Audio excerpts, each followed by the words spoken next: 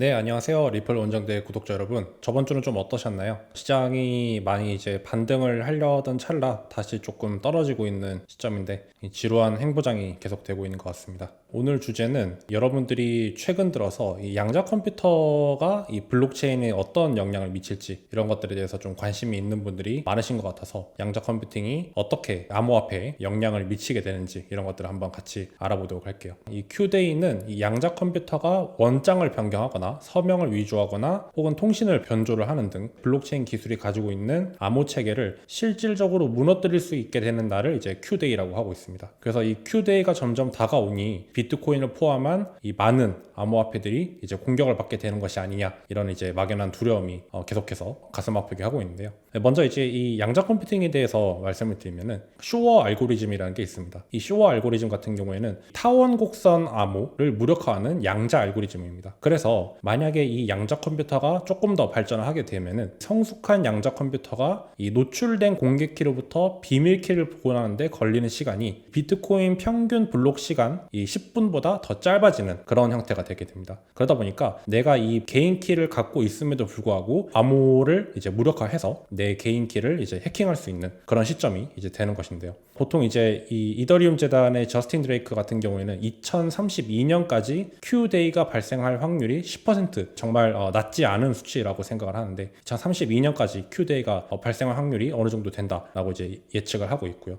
논리적으로는 약 1000큐비트만 있으면은 SCP-256K1 즉 비트코인과 이더리움 등 여러 블록체인에서 서명 생성에 사용하는 타원 곡선 암호 알고리즘을 공격할 수 있는 환경이 갖춰지게 됩니다. 그래서 구글 같은 경우에는 2029년 이전에 PQC 포스트 양자 암호로 전환을 완료해야 된다라고 권고를 하고 있는 그런 상태예요. 그렇다면 만약에 이제 양자 컴퓨터가 발전하게 되면은 비트코인은 가치가 0으로 가게 되느냐?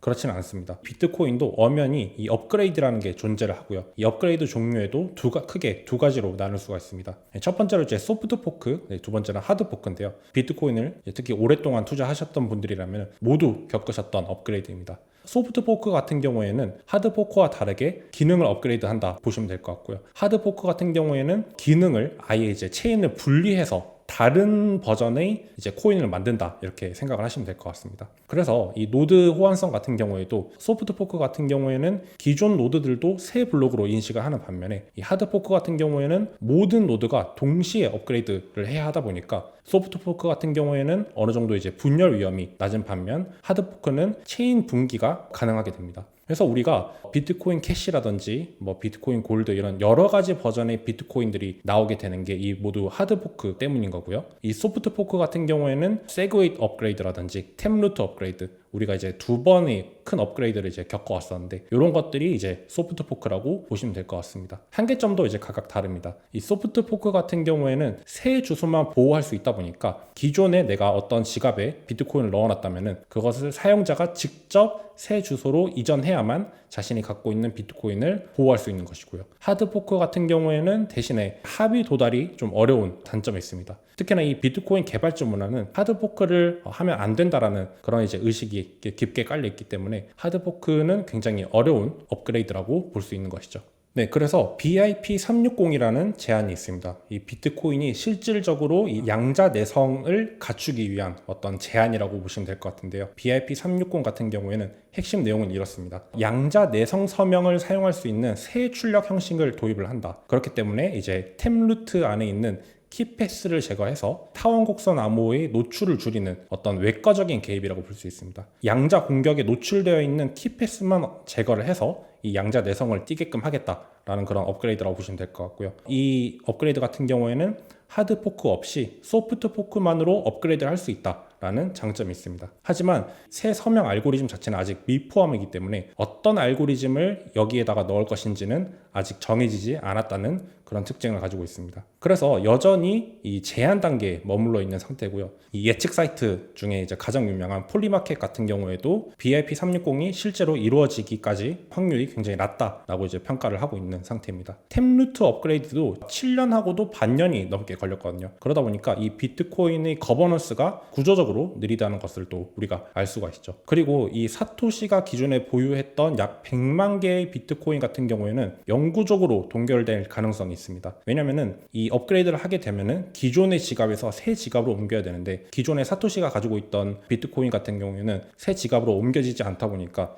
이 100만 개의 비트코인이 이제 동결되는 상황인 것이죠. 그리고 이제 우리는 이제 XRP 레저를 봐야 되는데, 비트코인과 XRP 레저의 양자 내성 관련해서는 이 구조적으로 차이를 보여주고 있습니다. 지금까지 알려진 바에 따르면은 690만 개의 비트코인이 이미 이제 공개키가 노출이 되어 있어서 양자 공격에 취약한 이제 비트코인으로 이제 파악이 되고 있는 상태고요. 이미 이제 재사용된 주소, 이미 한번 공개된 주소 같은 경우에는 공개 키가 블록체인상에 영구적으로 기록되기 때문에 양자 공격이 이루어진다면은 이런 주소들의 1순위 타겟이 되는 것입니다. 그리고 예를 들어서 비트코인을 다른 지갑에다가 보낼 때, 즉 트랜잭션이 발생할 때 컨펌 시간이 약 10분 정도 걸리는데요. 양자 컴퓨터가 충분히 발전하게 되면은 이 10분보다 짧은 9분 안에 암호 공격을 통해서 비트코인을 탈취가 가능하게 됩니다. 그리고 아까도 말씀드렸다시피 이 지갑 주소를 새 지갑으로 이제 옮겨야 되다 보니까 사용자가 스스로 이제 마이그레이션을 해야 되거든요. 그러다 보니까 분실 지갑 같은 경우에는 영구적으로 이 공격에 노출된다는 그런 단점과, 그다음에 새 지갑으로 사용자가 직접 옮겨야 된다는 그런 단점이 분명히 존재합니다. 반면에 이 XRP 레저 같은 경우에는 구조적으로 우위에 있습니다. 이 네이티브 키 로테이션 같은 경우에는 XRP 레저가 가지고 있는 이 개인 키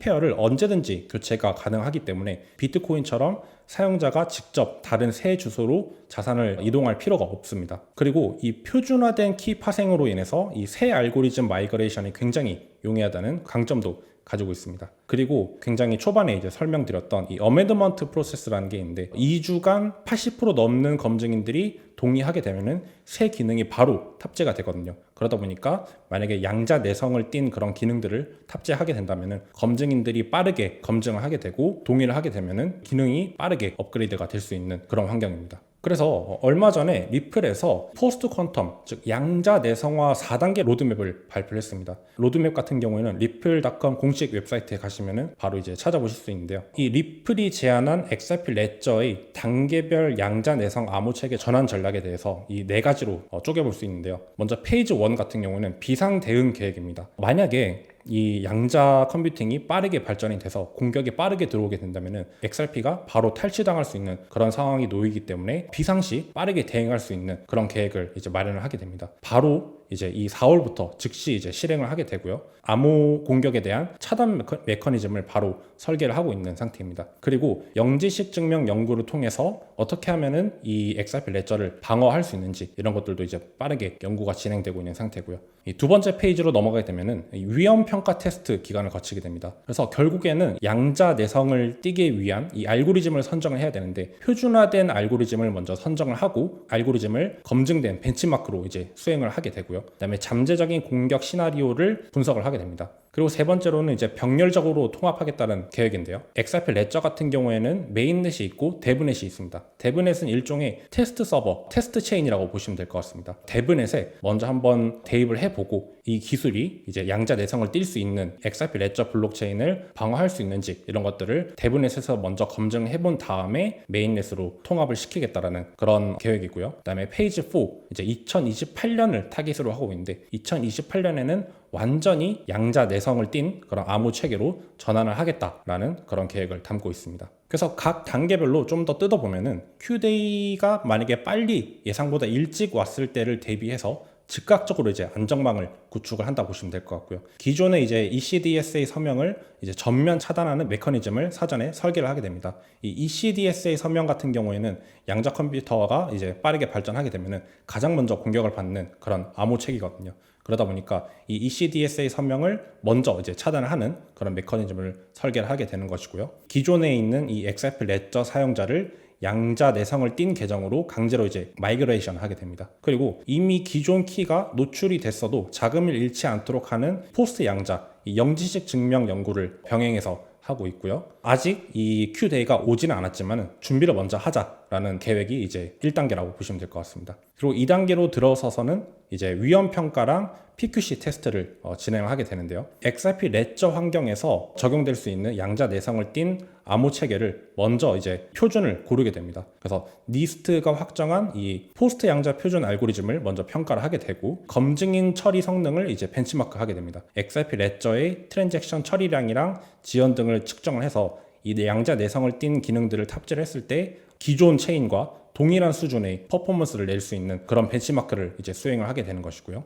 그다음에 프로젝트 11이랑 협력을 해서 이제 초기 커스터디 지갑의 프로토타입을 구출을 하게 됩니다. 그러다 보니까 커스터디 지갑들이 양자 내성을 띌 수 있도록 환경을 구축을 하는 것이죠. 아직은 알고리즘이 정해지진 않았지만은 이 니스트의 표준 후보 알고리즘이 XRP 레저에 맞는지 안 맞는지 이 검증을 하는 단계가 이 2단계라고 보시면 될 것 같습니다. 그리고 3단계는 병렬 통합입니다. 이제 XRP 레저는 메인넷과 데브넷이 존재를 하는데요. 이 데브넷에서 먼저 이 PQC 서명이랑 ECDSA를 동시에 운영을 하게 되고요. 아직 데브넷에서만 이제 적용을 하는 것이기 때문에 메인넷에는 영향 없이 검증을 먼저 하게 됩니다. 그리고 거래소, 그다음에 커스터디 지갑 등 이제 생태계에 통합하는 작업을 이제 진행을 하게 되고요. 그다음에 검증인 인프라를 점검을 하고 이제 마이그레이션 도구를 이제 시범적으로 발표를 하게 됩니다. 그래서 사용자들은 두 서명을 모두 받아주는 어떤 과도기적인 그런 단계라고 보시면 될 것 같아요. 그리고 4단계에 들어서는 이제 완전히 전환을 하게 됩니다. 늦어도 2028년까지는 XRP 레저 메인넷에 이 PQC를 정식으로 통합하겠다는 목표를 가지고 있고요. 온체인 검증인, 제가 아까 말씀드렸던 UNL들이 이제 80% 이상 동의를 해야 정식적으로 이제 활성화가 됩니다. 그리고 이제 투표가 마무리가 되고 정식으로 이제 활성화가 되면은 이 PQC 서명이 XRP 레저 메인넷의 표준이 되게 되는 것이고, 사용자는 이 키 로테이션으로 즉시 전환이 되기 때문에 따로 이 비트코인처럼 내가 가지고 있는 XRP를 다른 지갑에 이동을 할 필요가 없는 것이죠. 그러다 보니까 이 비트코인이랑 이더리움보다는 좀 더 빠르게 양자 내성을 띤 메인넷으로 전환을 할 수 있다는 게 큰 특징입니다. 그래서 이 비트코인과 XRP 레저를 좀 더 비교를 다시 해보면은, 대표적으로 이제 비트코인이 개선을 하기 위한 제안 같은 경우에는 BIP360이라는 게 있고요. XRP 레저 같은 경우에는 리플에서 발표한 퀀텀 리지스턴스 로드맵이라는 이제 양자 내성 암호 체계 전환 로드맵이 이제 대표적인 제안이라고 볼 수 있습니다. 전환 일정 같은 경우에는 비트코인 같은 경우는 이제 아직은 언제 활성화가 될지 미정인 상태고 몇 년이 걸릴지 아무도 모르는 상태입니다. 하지만 XRP 레저는 2028년까지 완료하겠다라는 그런 목표를 가지고 있고요. 키 교체 방식은 이제 사용자가 직접 자기가 갖고 있던 비트코인을 양자 내성을 띤 새 주소로 이전을 해야 되는 반면에, XRP 레저는 이제 따로 자금 이동이 불필요하다는 그런 강점이 있습니다. 그리고 거버넌스 같은 경우는 비트코인은 워낙에 이제 분산화되어 있는 원장 시스템을 가지고 있다 보니까 비공식적으로 이제 합의를 하게 되는데, 템루트 같은 경우에도 7.5년이 소요가 됐습니다. 그러다 보니까 이 BIP360도 만약에 받아들여지게 된다면은 거의 한 최소 5년 이상은 이제 걸린다라고 이제 볼 수 있겠죠. 반면 XRP 레저 같은 경우에는 이제 온체인 어멘드먼트, UNL 검증인들이 80% 이상 동의만 한다면은 즉시 그 양자 내성 암호 체계를 XRP 레저에 통합할 수 있다 보니까 굉장히 빠른 거버넌스를 가지고 있다라고 볼 수 있겠습니다. 하지만 업그레이드를 할 때 이 BIP361 같은 경우에는 어쩌면 사실상 하드포크라고 볼 수밖에 없다라는 그런 비판에 직면해 있고요. 반면 XRP 레저는 그냥 기존에 하던 대로 UNL들이 투표를 통해서 이 XRP 레저를 업그레이드를 하는 그런 기존 절차대로 처리가 되다 보니까 어느 정도 이제 논란이 없는 모습입니다. 이거는 제가 이제 굉장히 초창기 때 한번 설명드렸는데, 이 XRP 레저의 업그레이드는 누가 제안을 하고 누가 승인을 하는가, 이런 것들을 이제 한번 다뤄봤었는데요. 화면 같은 경우에는 XRP 스캔이라는 이 XRP 익스플로러 웹사이트입니다. 여기 들어가 보시면은 이 검증인들이 어떤 검증인들이 있고 각 검증인별로 어떤 기능 통합에 찬성을 했는지 반대를 했는지 이런 것들을 모두 볼 수가 있어요. 그러다 보니까 이 어멘드먼트, 이 수정 조항이 열리게 되면은 UNL을 포함한 이 개발자 커뮤니티에서 철저하게 검토를 먼저 하게 됩니다. 이 기간 같은 경우에는 조금 이제 오래 걸리지만 투표 자체는 굉장히 빨리 이루어지게 되는 것이거든요. 그래서 이 UNL이 이 80% 이상, 지금 이제 한 34개 정도의 UNL이 있는데 이 28개 이상의 UNL이 2주 동안 이제 동의 상태를 유지를 하게 되면은 바로 기능이 활성화가 됩니다. 그리고 이제 각 UNL이 책임감을 가지고 XRP 레저를 운영하는 어떤 그런 탈중앙화된 시스템이다 보니까 어떤 외부에서 바라봤을 때 XRP 레저는 리플이 좌지우지하는 그런 체인이다, 중앙화되어 있는 체인이다, 이렇게 오해들을 많이 하시는데 전혀 그렇지가 않고, XRP 레저 또한 이 탈중앙화된 환경을 띠고 있고 이 UNL들이 이 XRP 레저를 책임감을 가지고 이끌어 나가고 있다, 이렇게 볼 수가 있을 것 같습니다. 네, 오늘은 이제 이 양자 컴퓨터가 발전했을 때 이 비트코인을 포함해서 다양한 암호화폐들이 어떤 위험에 직면해 있고 어떻게 대응을 하고 있는지, 이런 것들에 대해서 한번 다뤄봤습니다. 너무 이제 많은 자극적인 내용들이 이제 마음을 아프게 하고 있는데요. 이런 것들을 정확하게 파악을 하시고 이렇게 대응을 해 나가고 있으니 걱정 없겠구나, 이 정도로 이제 알고 가시면은 좋을 것 같습니다. 다음 시간엔 또 이제 유익하고 재밌는 주제로 찾아올 테니까요. 많이 응원해 주시고 기다려 주시면 감사드리겠습니다. 오늘은 여기까지 하겠습니다. 감사합니다.